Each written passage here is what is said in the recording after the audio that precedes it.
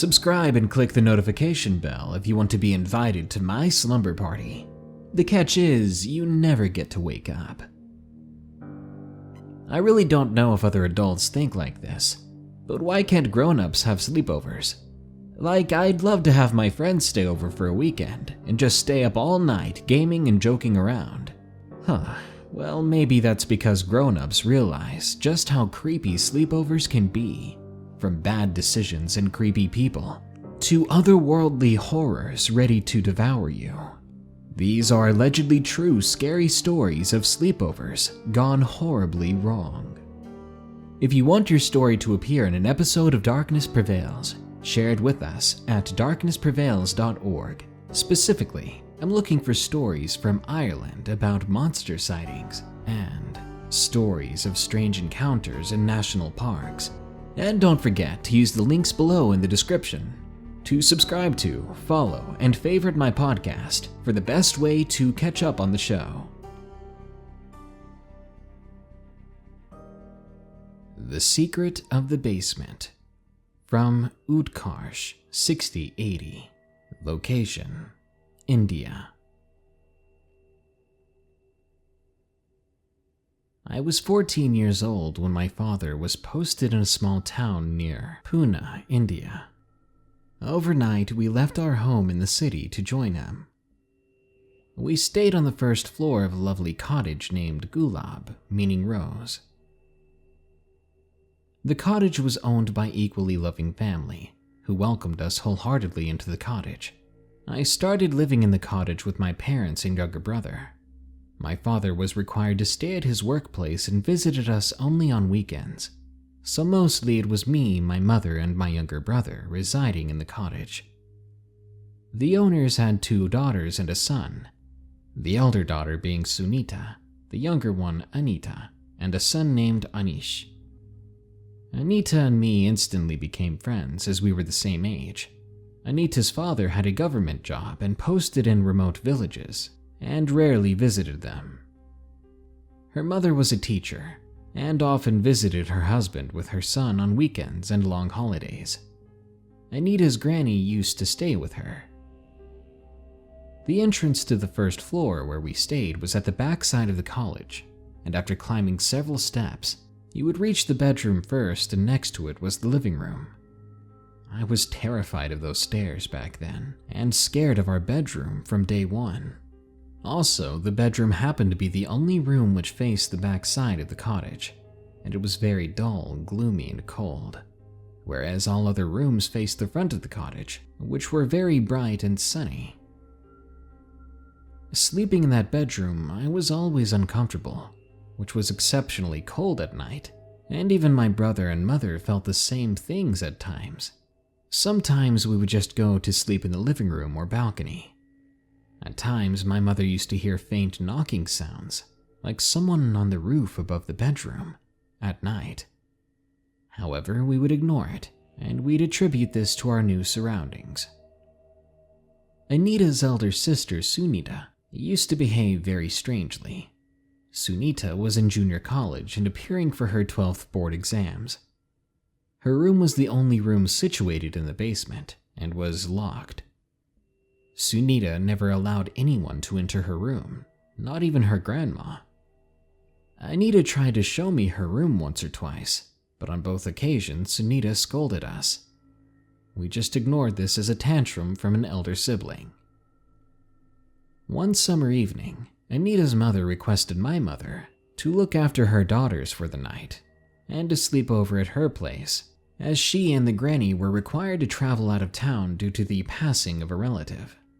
I was super excited about this. It was going to basically be a sleepover at Anita's place. I, along with my mother and brother, went to Anita's after our dinner, and after much debate, everyone decided to sleep in the living room. Sunita was behaving rudely with us. She refused to come out of her room and interact with us, and insisted on sleeping in her own room. We ignored her and had a great time, chit-chatting, singing songs, etc. After some time, Sunita came out of her room in a rush and asked my mother to fetch milk in a big bowl. This was odd. We were surprised by the weird demand at that hour, and and my mom refused to comply without an explanation. Sunita was really upset, and after a heated exchange of words with my mom, she just started crying hysterically and explained everything. Sunita told us that she came to reside in the cottage when she was about 5, and her room had been a nursery with a door opening in the back garden. The first floor was being constructed, and family of the building contract used to reside in a shed that was on the first floor, which happens to be where our bedroom is now. Sunita was used to being home alone, without much more than a maid coming by from time to time. Most of the time her parents were working, and Grandma had not come to reside with them yet, and her siblings were not yet born. One afternoon when she came back from school, she was told that the baby of the contractor had passed away. Later, she came to know that he had crawled down from the stairs of the first floor, had slipped and fallen down just outside her room, and perished on the spot. Sunita could hear his mother crying throughout the night. There was a lot of red liquid outside her room, and she was really scared of all this. She never opened the back door of her room again. But the baby's mother could not bear the loss, and one night took her own life. After this incident, the contractor left the job, and things were quiet for some time. But almost every night, Sunita would hear someone crying near her room. She used to try to wake up her parents, but they would never hear anything themselves, and thought that she was simply unnerved by the recent incidents. Sunita started sleeping with her parents in their bedroom. However, she continued to hear a woman crying almost every night, but no one else would hear it, and never believed Sunita. During this time, Anita was born, and Granny came to stay with them, and Sunita started sleeping in her room with Grandma. One night, she just opened her eyes, and she saw a woman with a child standing at the foot of her bed. She was begging Sunita for milk. Sunita was too numb to react and simply blacked out. Sunita became seriously ill and was bedridden for almost a month.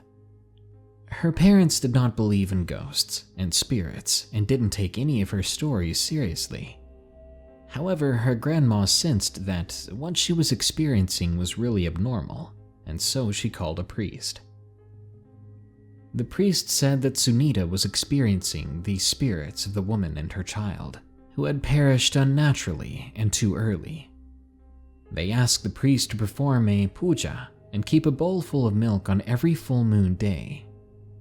Sunita's parents refused to carry out the rituals, but allowed Sunita to keep the bowl full of milk just outside her room when the full moon came along. Sunita started keeping the bowl of milk just outside her room as per instructions, and to her surprise, the bowl used to get empty within 5 minutes. She used to see the woman and her child occasionally in her room, and also hear their crying at times, though the frequency has diminished over time. The night of our sleepover happened to be a full moon night, and it was time to offer the bowl of milk. We were numb after hearing all this, and allowed Sunita to place the big bowl of milk outside her room. We hardly slept a wink that night, and were eagerly waiting for morning. We all rushed to Sunita's room the next day, and were surprised to see the bowl of milk was now empty, and not a single drop had been spilled. This was surprising as her room was locked from the outside, and none of us had visited the room that night. Sunita pleaded with us to not mention the matter to anyone, as she feared being ridiculed. We stayed in the place for a few years, however, never had any other occasion to confirm Sunita's story. Sunita moved out of the house in a year. She went to the city for higher studies, and no one else dared to stay in the basement room. Sleepover Horror from BuckOverMePlz. Location: Oklahoma City, Oklahoma. This took place over 2 years ago, but still gives me plenty of chills. I was home alone while my mom and older brother went out to Lake Stanley Draper for a few days. I had my dogs with me, Sue, a Rottweiler, and Luck, a Great Dane. I decided to invite my friends Lillian, Sally, and Jazzy over for a sleepover. We decided we would order a pizza and then watch a scary movie. As we were debating over which movie to watch, the doorbell rang and it was the pizza man. We paid for the food and went back to the living room. Finally, we decided to watch Halloween: The Return of Michael Myers. As we were watching the movie, Sue and Luck started growling. We ignored them, trying to enjoy ourselves. But what we couldn't ignore was a big bang sound coming from my mom's room, and then the lights in that room went out. Sue and Luck got defensive real quick. We turned on our phone lights to see what was going on. I got on the phone with my godfather, who lives a neighborhood away, and told him what was going on.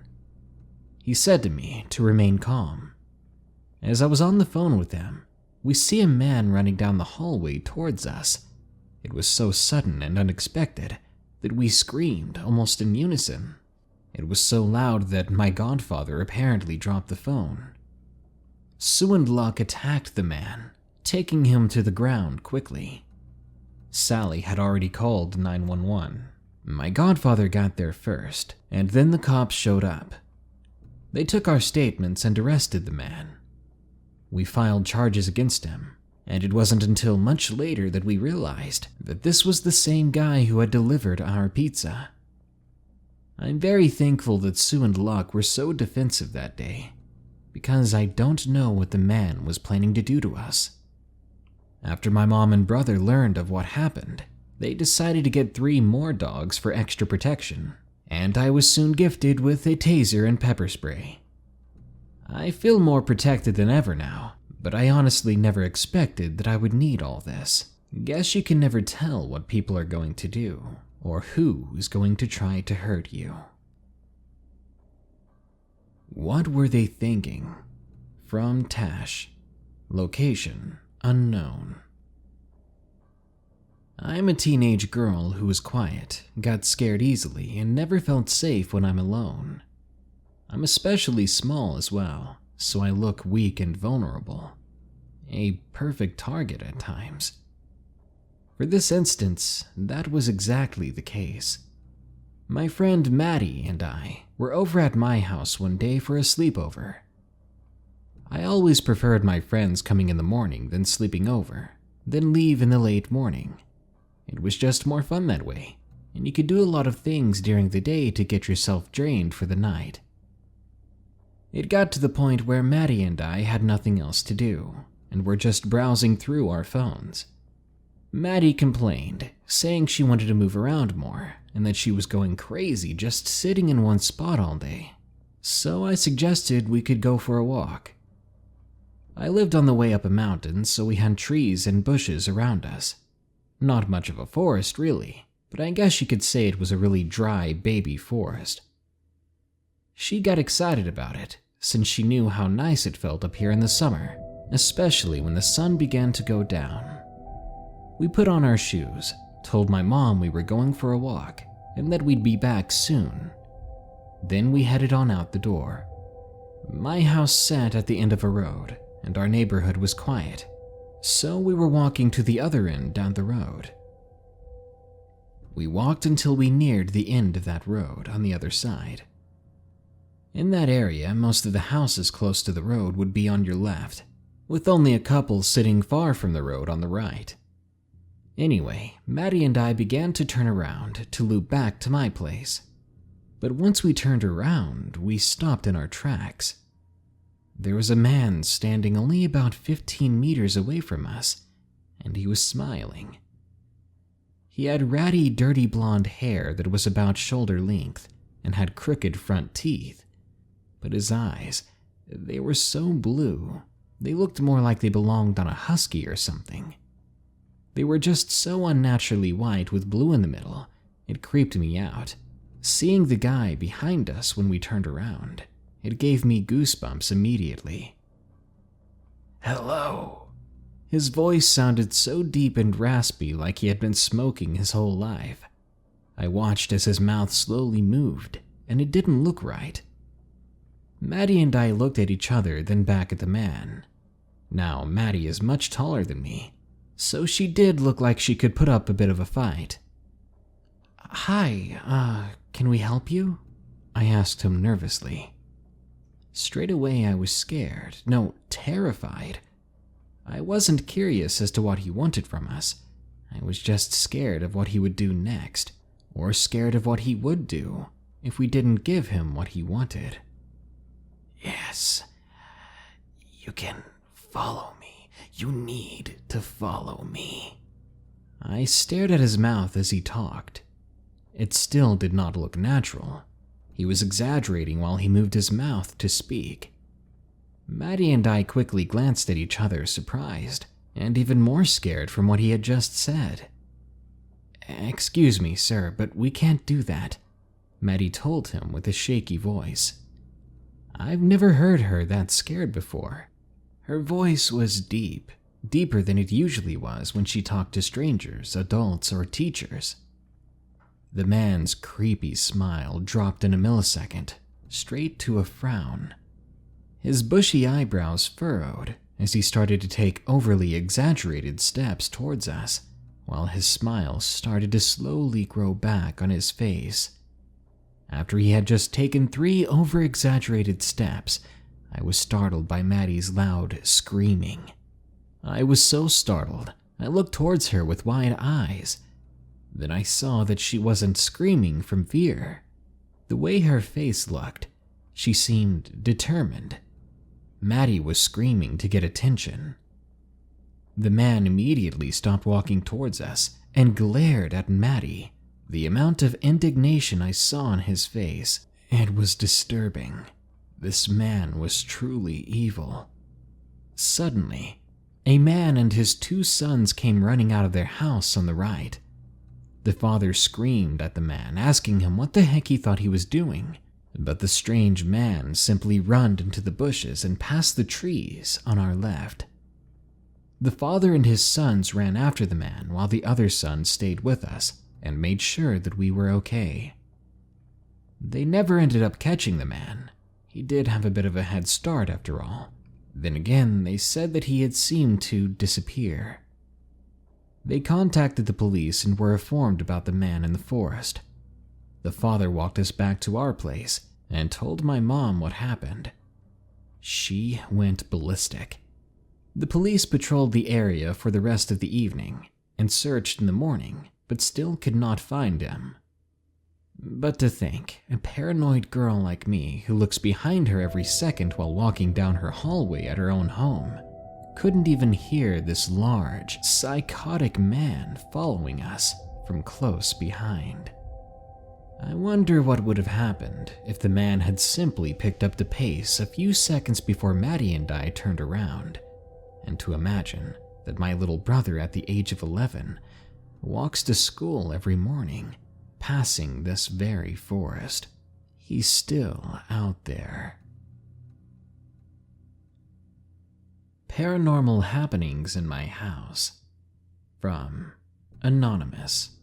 Location unknown. I was only 5 years old when my family and I moved into the house that we still live in today. All of these strange happenings began not too long after moving in. The first few weeks of being in the house were fine, until I started waking up at 3 a.m. exactly every morning. I still wake up like that to this day, and I'm nearly 19 now. When I first began waking up at this time, I didn't think much of it. I was young and didn't know what the witching hour was. I would always sleep with my door open. Soon, things would begin to escalate. I started to see a shadow of a man standing in my doorway every night. There were never any details to the man. It was just a large black figure that would take up my entire doorway. I never told anyone about it, because I thought I was being tired or seeing things or even dreaming. Well, I was in our basement one day, I was an only child back then, so I would spend a lot of time alone, playing and dancing to music down there. My dad has an office with a bathroom down there as well, and he always left the door open.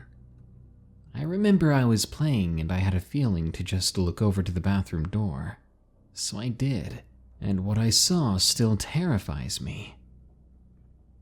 There was a black solid figure that looked like it had been deformed.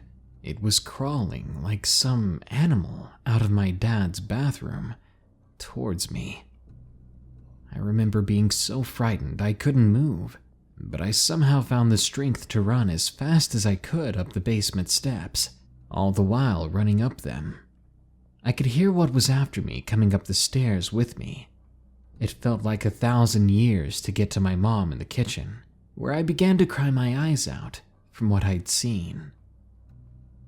My mother was a huge believer in the paranormal, and she saw how scared I was, so I think she believed me. From then on, I refused to go down there without another person with me. And if I absolutely had to go down there for one reason or another, the first thing I would do is shut that bathroom door. After the years, things have gotten more and more prevalent in our house. I had friends stay over one time, only to see one of them wake up screaming, staring at the doorway, and saying that the man was watching them. And because of that, friends wouldn't sleep over much. My sister and I have had our hair pulled by something that wasn't there. Lights turn on and off without us touching them, and so does the TV from time to time. When my mother was still around, she would tell me that some nights she would wake up to her closet lights coming on, and she would see someone in there that appeared to be a child. She always thought it was me until one night she got up, checked on me, and when she went back to her room, she saw the figure in the closet. She said it was the scariest thing that had ever happened to her. Thankfully, I'm moving out soon, but whatever is in that house, I feel bad for leaving my dad and sister with it. Ouija Sleepover from Angel W. Location unknown. This happened over 3 years ago. I have a best friend named Elizabeth who I experienced this with. She was maybe 15 or 14, a year and a day younger than me. We decided to have a sleepover at my house. My place isn't that old, maybe 50 or so years, I'm not sure. Elizabeth and I decided to joke around, saying let's make a Ouija board. But it was truly just a joke at the time. She looked at me, saying sure. When though? Now we both go to a private Christian school. She's very religious, but not a holy roller Christian. And I, on the other hand, am more it is what it is with life. I wasn't really expecting her to go along with it. I responded, doubling down. How about tonight? She looked at me, narrowed her eyes, and said, definitely. Now I wouldn't say my house is haunted. When I was younger, I saw my great-grandfather pass away in front of me. That's the most haunting thing I've experienced up until then. I still feel as though he's with me. Anyway, the night went on and I avoided the subject until Elizabeth said, "So we gonna make this Ouija board or not?" I looked at her and said, "So you were serious about that, huh?" "Well, yeah," she responded. "All right then," I said, "let's make the board." I got up and grabbed a drawing notebook, and I tried to make a Ouija board twice before she took the reins. I looked for a makeshift planchette.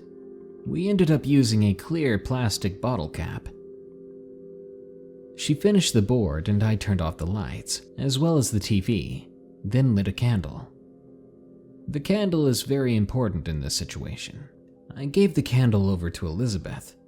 I read her the rules of playing with a Ouija board, and then we began. "Spirits," I said, trying to be spooky.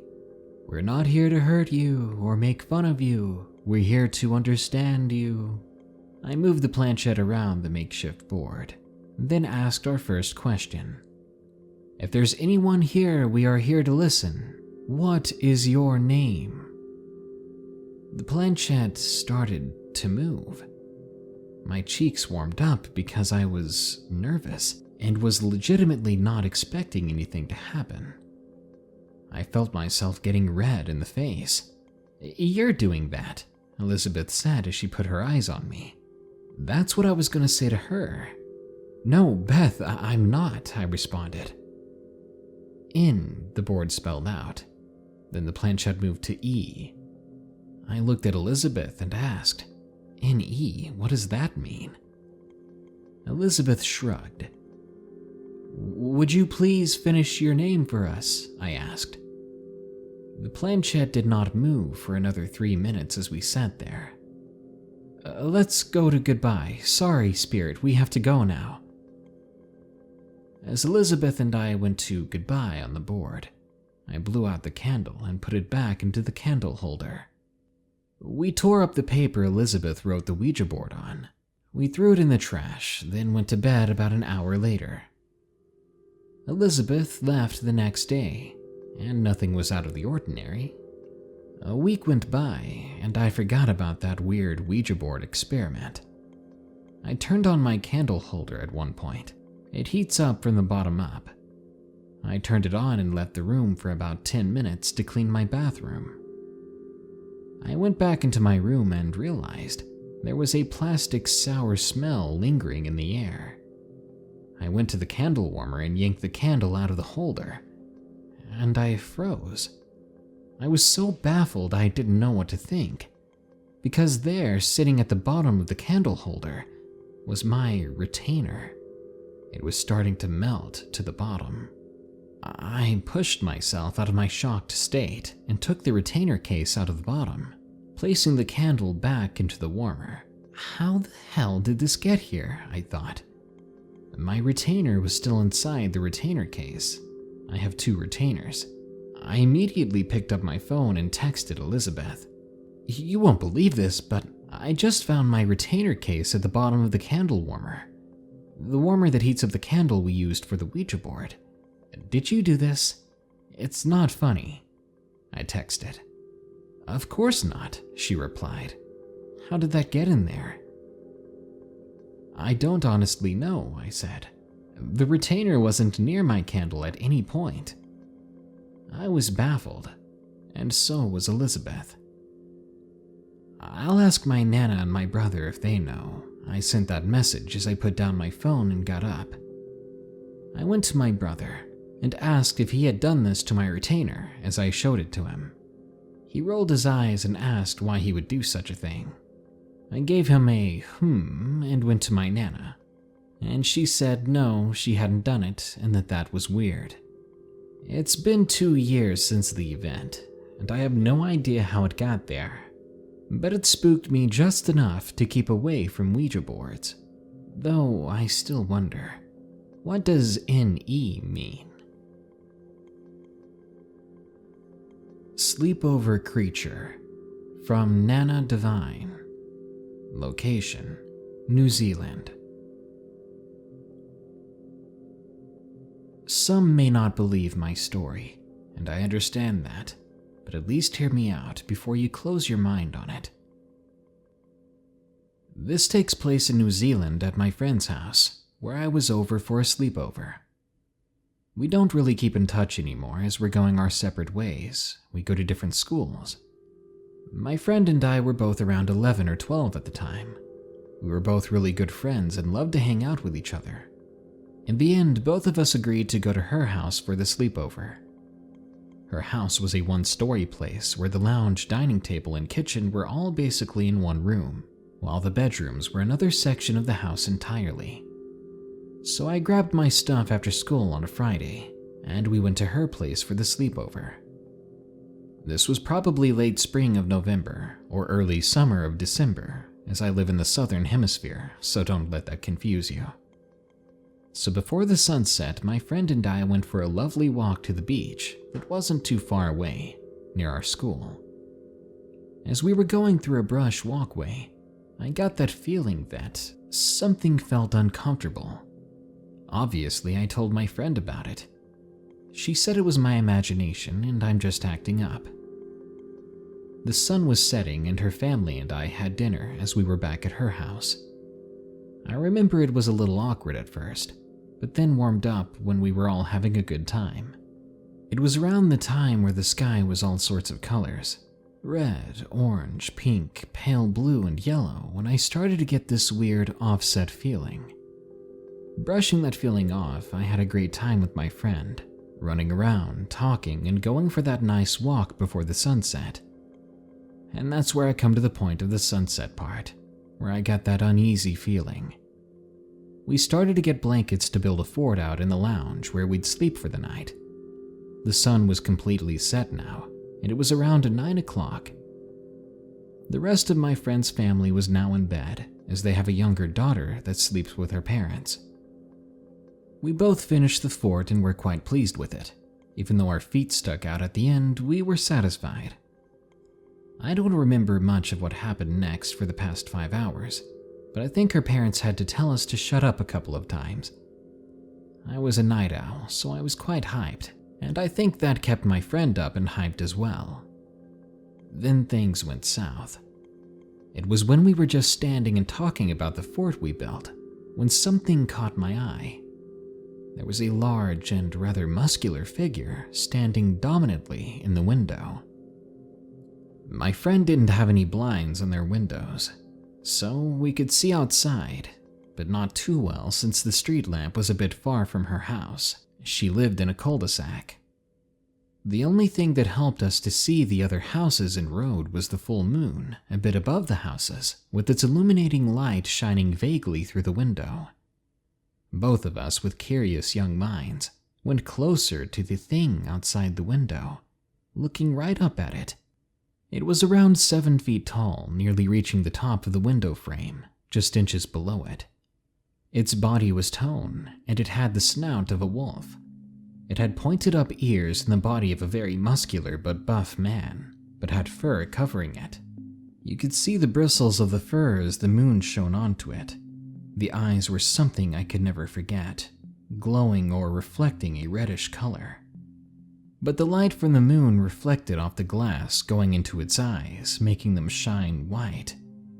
It looked like it was snarling or just showing its teeth, which were unbelievably white, with a bit of a sparkle to them from the moon.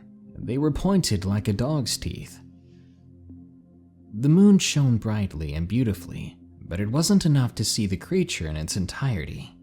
Still, I knew enough that I had no idea what this creature could even be, as it was unlike anything I've known before. Neither of us dared turn on the lights, just observed it for a while. I then remember running to the kitchen to look at the time. I couldn't see it, so I had to turn on the light at that point, which wasn't so bright, but shone a warm orange. I specifically remember the time being around 22 minutes after 1 in the morning. My friend came running next to me. We weren't scared, but intrigued, almost excited that this was happening. Both of us ran back. We tried turning on the lounge light, but it just made looking out into the neighborhood worse, so we turned it off. The light made it harder to see because the glass was reflecting the light. This leads me to the part which scares me the most. I remember the kitchen's warm light shining dimly onto the creature, giving it enough light to see me back. I watched, as well as my friend, as it turned its head towards me, looked me straight in the eye, and it almost looked like it was grinning at me. My friend freaked out, and I finally felt as scared as I should have been. I ran towards my friend away from the window and closer to the couch or the TV. We both agreed that it was late, so we should just get back in the fort and go to sleep. So we climbed inside. Our feet obviously stuck out as our fort only covered the top half of our bodies. In the morning, my friend and I both talked about this under our breaths, trying to keep quiet. Once the light from the sun poured into the lounge, we got up to get a better look out the window. The creature was gone, and it left absolutely no evidence of something that big ever being there. We didn't talk about that night with anyone else, as we couldn't explain what on earth we had seen, and it sounded a bit insane. I didn't even tell my grandmother, and she knows a lot about these things. It just never really caught my mind. Questions now and then run past my mind on what the creature may have been, and all I can think of is shapeshifter or werewolf or even skinwalker, but I honestly don't know. I'm still baffled and shocked. It was one of the most weird and terrifying nights I've ever experienced. Creepy Ouija experience. From Cat. Location unknown. This is a story from my friend, but I'll be telling it from her perspective. It happened one night when my friend Allie decided to stay over. At the time, we were quite obsessed with the Ouija board and decided to play with it. As we always did, thinking that it would help or just make it more exciting, we applied a salt ring around us. Then we tried to contact anything that would listen, all the while trying to scare each other. When the planchette finally began to move after about an hour of playing with it, Allie asked who the spirit we were talking to was. There was no answer. She then asked if it had negative or positive intentions, but it simply pointed the planchette towards no. That being a multiple choice question, I'm not sure what to think of it. Anyway, we asked its name again, and finally, the planchette moved towards CIT, which I was assuming was pronounced Kit. We then wanted to know his age, which was apparently 25. 15 minutes into asking this entity questions, still being suspicious that it was Allie doing the moving, I suddenly feel something that confirms to me that there was something else in that room with us. I feel a cold hand on my arm, and when I look down slowly at where the hand should have been, there was none, but my hairs were standing straight up there in the shape of a hand. I jumped up, screamed, and I told Allie that I was done with this game. As I was leaving the room, I felt someone yank on my hair, forcing me to fall backward. I began to cry and looked toward Allie, who was on the opposite side of the room still, with her mouth agape. I regret playing with the Ouija board with her, because ever since it happened, when I'm alone in my house, I can hear someone breathing in the room with me, and I haven't felt alone since. The following 3 stories have appeared on my channel before, but they were either demonetized or were recorded before my channel was this big, so hopefully they're new and at least enjoyable to you. I hope you like them. Worst Sleepover Ever. Submitted by Joshicon. This happened a few months ago. It was the weekend, and I had a friend crashing at my place for the night. For the sake of the story, my friend's name is Dale, and around 8 my mother told us that she had to go babysit for a little while, so she left some money for us on the kitchen counter, in case we needed anything. Dale and I played pretty much all the PlayStation games I had, from GTA to UFC 2, and so on. At around 9:30, I thought I heard banging at the front door. I muted the game and listened closely. It was getting louder now, and Dale heard it too. I opened my bedroom door quietly and slowly stepped downstairs, but when I got to the door, there was no one there.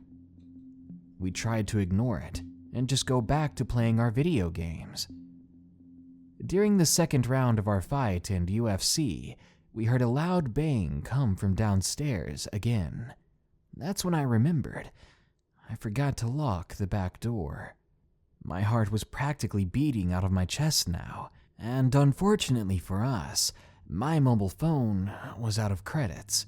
Here in Ireland, I'm not sure how it is in America, but without credits, your mobile phone doesn't work, and mine was basically past due. and the actual landline was downstairs. I grabbed my skateboard, holding it up as a makeshift self-defense kind of thing, and I snuck over to the door. But I could already hear the footsteps coming up the stairs. Someone had broken in our home, and they were coming right for our room. Why? Why would they come to the room where we obviously were? We were being so loud, he knew there were people up here, but instead of stealing something, he came straight for the children. I double-checked the bedroom door lock, and I tried to stop myself from having a panic attack. Then the thought hit me. My window wasn't high off the ground, so Dell and I quickly hopped out of the window and legged it over across the street to the neighbor's house. The entire time, I could hear him or her banging against my bedroom door. They sounded angry, and they sounded strong. The neighbors used the phone to call my mother and the guards. The guards are the Irish police, and they kept us safe inside the house until someone arrived. When the guards arrived, however, the intruder was gone, and I still don't know if he was caught. And needless, now I'm a little bit more careful and always remember to lock the back door. We used to live in the countryside, and I was lucky we even had a neighbor that close. But it really shows you how ignorant you can be for thinking you can leave your doors unlocked just because you live away from civilization. Trapped in a Haunted Church, from ConOlive.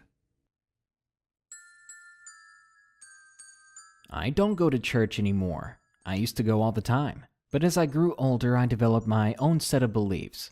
This life is about open-mindedness, not just simply accepting the first idea thrown at you when you're young, when you're naive. And to be completely honest, it would be a lie if I said this experience hasn't shaped my current ideals. So far, it's been the most traumatizing experience of my life. I was 13 at the time, my first year of being a part of the youth group at my local church. Everyone from 13 to 17 attended a sermon with the youth pastor in the back of the church, while the adults and the children attended the sermon with the preacher up front. I was nervous. I had always been pretty skeptical with everything at church, and I was an introvert. I didn't try to make friends with the people around me. I was content with my own thoughts and interests, usually. Well, a few months into my new youth group participation, the youth pastor invited us all to an upcoming lock-in. It would be a sleepover just for the youth. We would pack our sleeping bags and games and stay all night in the church. The weird part was I was pretty excited about it. I was a big gamer. As an only child, I didn't have many opportunities to play games with other people. Being an introvert, I really didn't try to find other people to play with. But now I had an excuse and a chance to share what I loved with a bunch of my peers. I packed up my GameCube and PSP along with all my games. My mom dropped me off that night, and I made my way somewhat hesitantly into the church. Right off the bat, I couldn't help but notice how creepy the place looked at night. The ornamental crosses became somewhat sinister without so much as a candlelight's glow. I found a spot to unpack my sleeping bag, then unpacked my games by the TV. Almost right away, the other guys were interested. I had brought my GameCube, 4 controllers, and Mario Party. I believe it was number 7. It came with the little microphone that was sold with the game. We ended up playing a 3-hour-long 8-player game. It was the most fun and memorable gaming experience I've ever had. We laughed, we joked, we just had so much fun together. Afterwards, it must have been about 11 at night by then. We sat around in a bit of a circle, telling stories from our lives. I didn't have much to share, so I mostly listened and replied when I could. The youth pastor had already passed out on an old pew. And this is when the creepy stuff started. There's a small hallway that connects the assembly hall, which we were staying in, with a long closed-off corridor that eventually leads to the front. Before it's closed off by a door, there are 2 bathrooms to the left. And as we sat there talking, very slowly and very audibly, the men's bathroom door began to creak open. This wasn't at all subtle. The moment it began creaking, we all turned and looked and watched it creak all the way open. It lasted about 45 seconds, then stopped when the door hit the wall spring to keep the doorknob from damaging the wall. My jaw dropped, and all of us just sat there. Eventually, we all kind of scooted closer to each other, never breaking our gaze from the hallway. "The heck was that?" one of us whispered. We sat still for about 10 minutes. The only sound was the youth pastor snoring. Then we heard a crash behind us, and we all jumped up and away from the sound. It was the ceiling fan furthest back in the room. It just fell and landed on the floor, the glass fixtures shattering. My heart was pounding at this point, and we all heard the youth pastor wake up and shout, asking why we were being so loud. He took one look at the ceiling fan on the floor all busted and was beginning to get angry, until we all heard the knocking at the door. The hallway door. It was insane because the doors beyond the hallway door were all locked. No one else was in the building but the youth and the youth pastor. I even watched the pastor count us to make sure we were all in the room, to be sure somebody hadn't snuck in the hallway to pull a prank. But we were all there. I watched his face contort into confusion as he walked slowly toward the hallway. The moment he stepped in front of the open bathroom door, the knocking stopped. He waited a few seconds, probably creeped out too, then lunged forward and grabbed the hallway doorknob. He yanked at the door. It didn't budge. He twisted the knob and yanked as hard as he could. The door would not open. The youth pastor was not a small guy, and even better, the hallway door itself did not have a lock on it.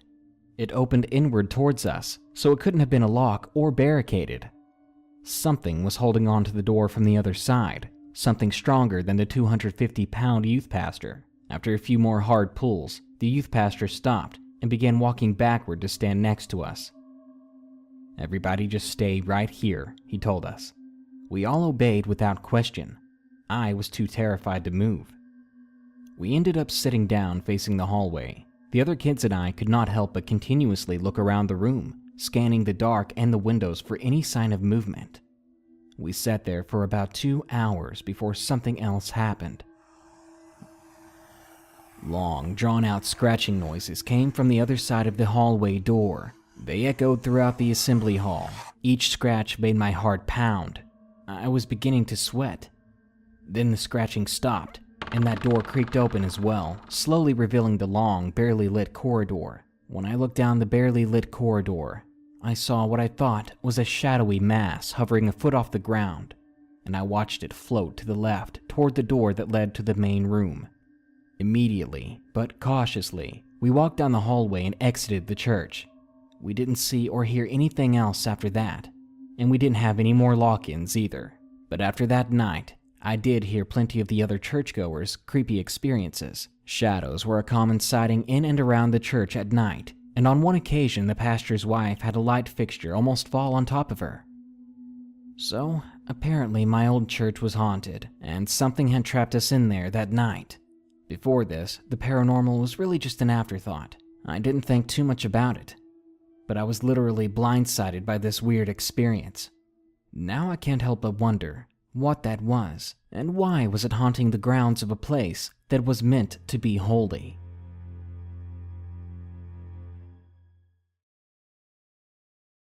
Sleepover Camp Encounter. Submitted by John. This happened at a sleepover camp I was at a couple of months ago. I had a few friends with me at the time. Let's call them Christian, Frank, and Dave. We did the extreme version of camp. Basically, we slept in the woods in hammocks, tied to little posts in the hut we were sleeping in. It was the third night at the camp and I was about to fall asleep when suddenly a bright light glared into the hut. Since the hut didn't have high walls, I could see it perfectly. I thought maybe one of us had gone outside to use the bathroom, but the thing was the light was shining in our cabin for 20 minutes straight. I checked and everybody else was asleep. I was the only one who noticed it. I went to bed somehow and asked Dave about it in the morning. He told me what I thought. They were sleeping and he hadn't seen any of it. The next night was worse. I saw the light again and I shrugged it off. However, this time it turned itself off. Then I heard walking up the stairs since the cabin was elevated. But inside it wasn't a clacking sound you might hear on wooden steps. It sounded like heavy pounds of cloth smashing against the floor. I quickly hopped out of the hammock ever so quietly and locked the door. When morning arrived, I couldn't have been happier. I didn't tell anyone of what happened the night before, but it doesn't end there. Something happened the fifth and final night at the camp. I fell asleep unusually quick. I woke up to that same cloth sound. However, it couldn't have been more than 20 feet away from where we were sleeping. I sat up and saw it. This creature was 7 feet tall. It looked like a feline, but on 2 legs. It walked around the hut, just looking at the other campers, when it suddenly and viciously turned its head towards me and spoke in a weird, distorted context. Then its head twitched like crazy, but only for a few seconds. I laid back down quickly and closed my eyes. I heard it walk away and out of the cabin. I don't know what the hell that was, and it was by far the most bizarre experience I ever could have imagined. But I hope I never see that thing again.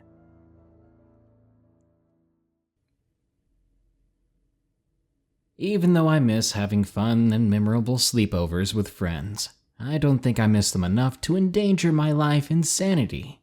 Because when you go to a sleepover, not only are you making memories of the positive kind, you may be making or about to make the most horrific memories of your life. Good night. Be sure to like, share, comment, and subscribe if you enjoyed this episode. And don't forget, you can share your stories with us at darknessprevails.org.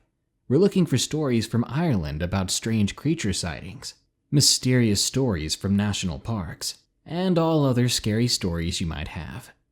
If you want to support the show, you can go to patreon.com/darknessprevails. Donating any amount unlocks access to ad-free MP3s of these shows, and you'll get your name in the credits at the end of the video. If you want to support the show in a different way, you can go to teespring.com/stores/darknessprevails. Or if you're watching on YouTube, click the shop button below and browse our merchandise. It's pretty cheap and it's super creepy. Now then, here are my 5 favorite early comments from the previous full episode about 5 scary Christmas stories. KingFlex305 says, Alaskan bullworm stories now. I would, but people who encounter it have never survived. Also, SpongeBob ain't real. Terrell Fomby says, your next video should be about home invasions. I love your stories, and keep up the good work. That's a good idea, but if you don't want to get invaded, you gotta build that wall. Or a moat filled with alligators. Papi Chulo says, Christmas always leaves me broke, ready to sell my organs, but strangely satisfied when I see the happy faces of all those little ones I've given toys to. That's a good way to describe it, and I'm glad you're like that, Papi. Hopefully, I can be like that in the future. But you gotta have money to buy gifts. Beth Washington asks if she could be in the top 10. Well, Beth, I see you right there, and here you go. By the way, it's a top 5, and you're number 4, I think. Also, are you related to George Washington, or do you just have an awesome classical last name?